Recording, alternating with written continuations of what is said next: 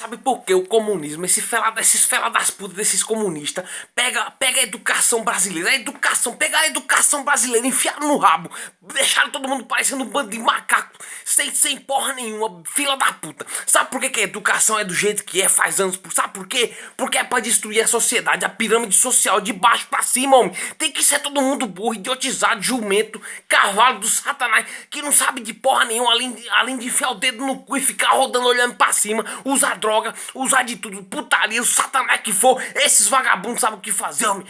Tem que prestar bem atenção no que eles fizeram com o Brasil, com a educação. A educação não precisa ter investimento, sabe por quê? Porque diz uma frase que o maior inimigo de um governo é um povo culto. E um povo culto dá trabalho, um povo culto, sabe, dá trabalho, vai tirar eles do poder, porque sabe que todo o poder emana do povo, homem. Tem que fazer o povo lembrar disso. Sabe o que tem que ser obrigatório? Tem que ser obrigatório estudar a Constituição brasileira, da primeira série até o último ano. Tem que saber aquela coisa, eu ia falar, porra, aquela coisa todinha, tem que saber tudo aquilo ali de cor salteado pra saber. Todo o poder emana do povo e o maior inimigo de um governo é um povo culto, bando de filha das putas comunista.